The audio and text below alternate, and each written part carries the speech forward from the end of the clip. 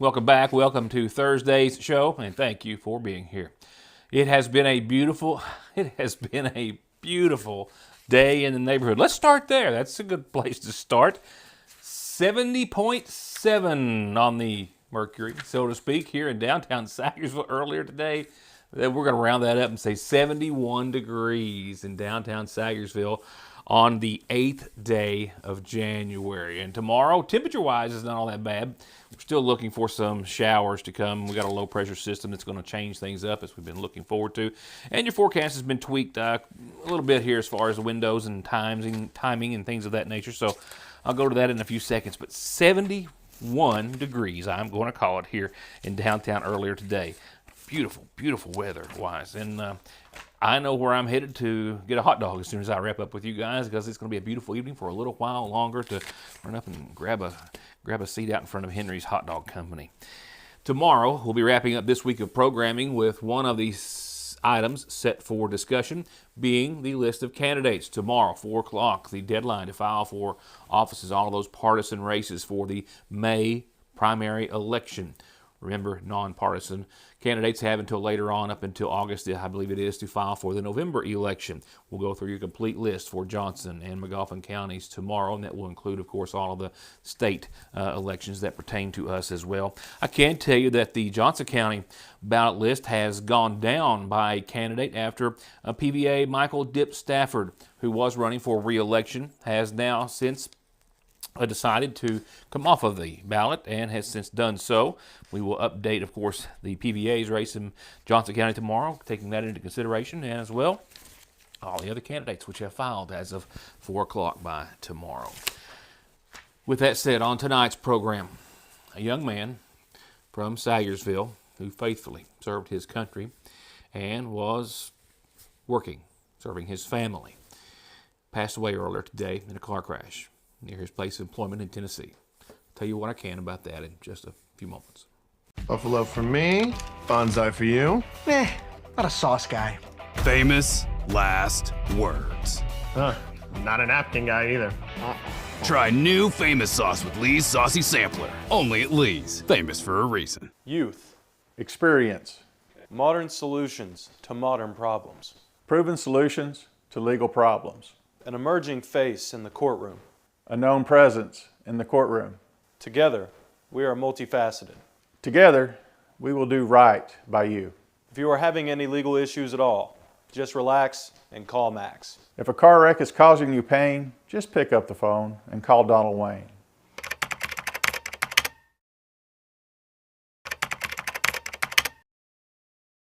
It's a new year with new deals at Conley Tire in Staffordsville, like $100 back on new sets of Goodyears through February the 28th, and other specials on East Kentucky's best in-stock tire inventory. Conley's, your tire, wheel, and auto repair and maintenance HQ since 1982. In Staffordsville or at conleytire.net. 90s Mixtape Live.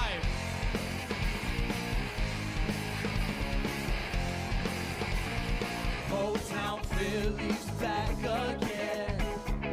Well, it's love that I need. That thing. Oops, I did it again. Rock your body, yeah. Party now, and I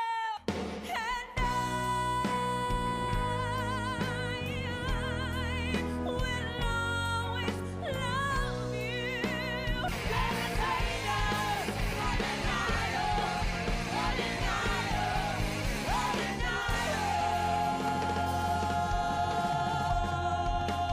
'90s Mixtape Live. Every single day for revolution.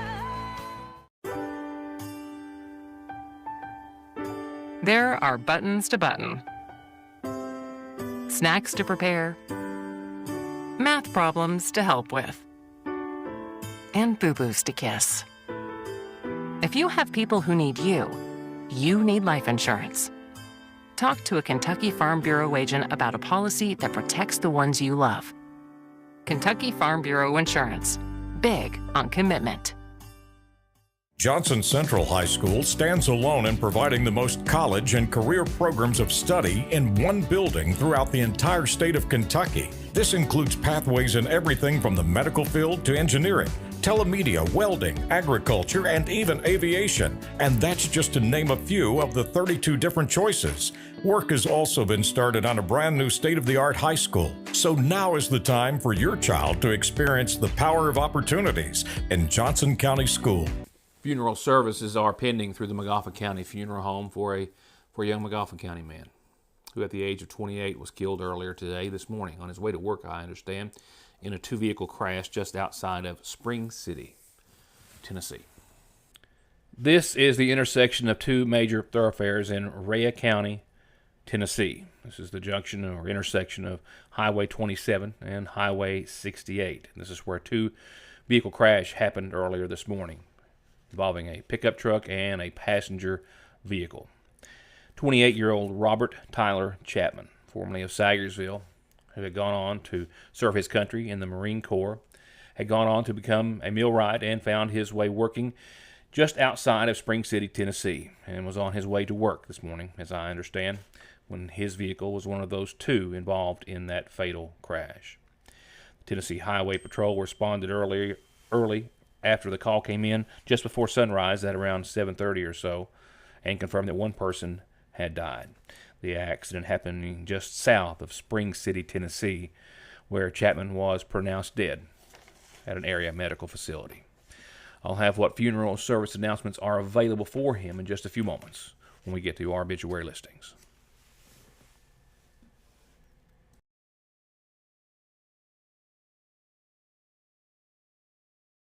We're going to talk about AI, artificial intelligence, in just a few moments in two very different reports. One certainly very lighthearted and needing to pass along.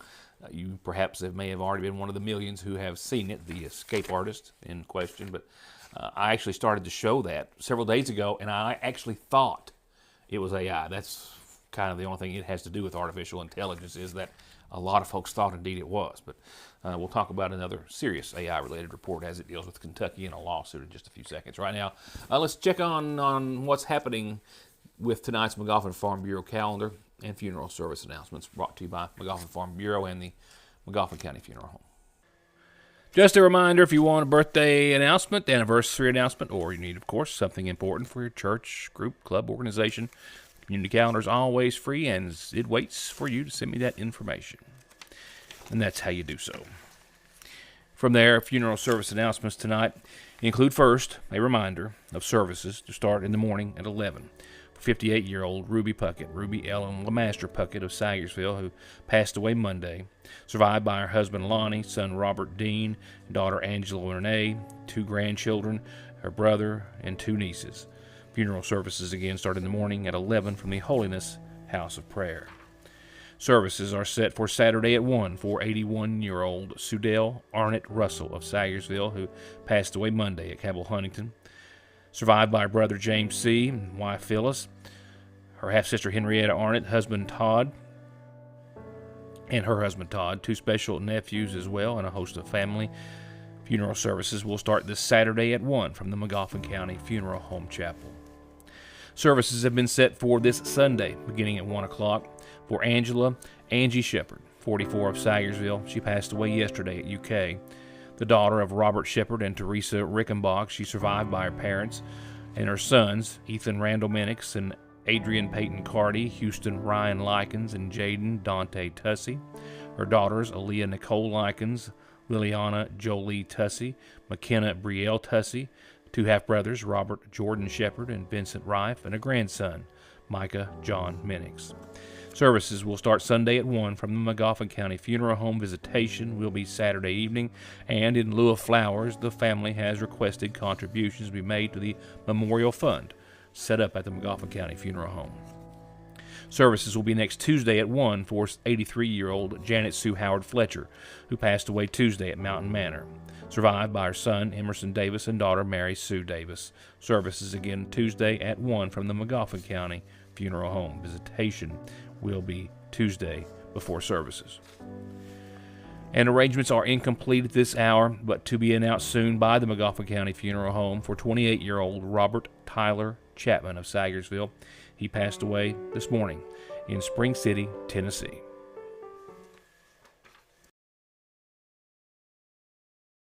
A new year often means new inspirations, new goals, a new focus on your health and well-being, and nowhere is that more important than Fraser's Prater Drugstore. From healthy resolutions to a fresh start without smoking, to a fresh batch of cookies just in from the daily bread, to some incredible comfort food at the counter. Step in and let us remind you why we'll always be your oldest hometown pharmacy. Fraser's Prater Drugstore, downtown Sagersville. One name, one call, one ultimate solution to your heating and cooling, sales, 24-hour service, and installation for home, commercial, boilers, chillers, and VRF systems. With over 15 years of experience and now based right here in the viewing area, Ultimate Air, 496-6651. Starting off a new year, Parkway Pharmacy wants you to know that they have a lot to be proud of, thanks to you. Proud to be community partners. Proud to be good neighbors. Proud to be your pharmacy. Thank you from everyone at Parkway Pharmacy in Sayersville. Atrial fibrillation is one of the more common rhythms we see. AFib is an arrhythmia of the heart where the top part of the heart is beating erratically and out of sync with the bottom part of the heart. The electrophysiology service is made up of a team of healthcare providers, and that includes an electrophysiology lab where we're able to do procedures to help repair heart rhythm problems. When a patient becomes heart rhythm free, it can really restore their life. ARH, more for Appalachia. For whatever reason, if your working days are over, don't do anything before you meet Grover. Social Security, disability, SSI, work injuries, wear and tear, and hearing loss. 888-9-GROVER. SMB is proud to stand with you with what might be your very first and definitely last checking, savings, retirement, even Christmas Club account, along with consumer, auto, mortgage, business loans that you can easily manage from anywhere in the world with safe, secure mobile and online banking that comes from over 120 years of commitment to your financial life and well-being. Today, tomorrow, and forever. Salyersville National. I love working in the coal mines, even though it was hard work. But if you suspect you have black lung, you can't work anymore. You'll find out that filing for benefits is hard too. I had friends who give up after years of trying. If it hadn't been for Big Sandy Healthcare, I wouldn't even try myself. If you think you have black lung, call Big Sandy Healthcare and get the help you deserve. The Kentucky Lantern is reporting today that Kentucky Attorney General Russell Coleman has filed a lawsuit against an artificial intelligence company saying that its chatbot is dangerous. And then not only that it preys upon children's inability to distinguish between real and artificial people and friends. It was filed today in Franklin Circuit Court. The lawsuit, according to Kentucky's AG, is asking the court to ban character technologies from future false, misleading, deceptive, and or unfair acts or practices in relation to their creation, design, promotion, and distribution of character AI, as it is called in the state of Kentucky. Coleman says in the lawsuit that the company has violated a number of laws, the Kentucky Consumer Data Protection Act, the Kentucky Consumer Protection Act, and it's asking for at least $2,000 for every count that it has done so. And there's some other parts, of course, made in that lawsuit as far as requests are concerned. But his general synopsis is that he accuses the company's technology of encouraging suicide, self-injury, isolation, and psychological manipulation. And at the same time, the AI exposes minors to sexual conduct or exploitation, violence, drug, substance, and or alcohol abuse, and other grave harms. And he says, as far as how many Kentuckians and kids, well, tens of thousands of Kentuckians, he says, actively log on to Character AI, and that does include a number of kids, thousands, who are under the age of 18. The complaint also says that the company's chatbots are posing as mental health professionals. And when minors log on, they are giving them mental health advice without any professional degree, obviously. excuse me, and it also accuses the technology of inappropriate discussion of sexually explicit content, pedophilia, suicide and self-harm, eating disorders, bullying, harassment, illegal drug use, and the list goes on. The following video was certainly very lighthearted, and it has a very serious note to it because the escape artist, as I understand, has still not been found. But as brilliant as he is, that might not be surprising. When I first saw this video, I wrote it off as AI. You don't know what's real anymore. If you get on the internet, I mean, you really have to be on your toes, do a little investigative work more often than not to determine if what you're seeing or reading is real, and that includes videos, which of course are just as lifelike as anything nowadays. And that was the case with this. I saw it and I thought, you've seen things like this before, but this was just a little too slick and smooth. But apparently not.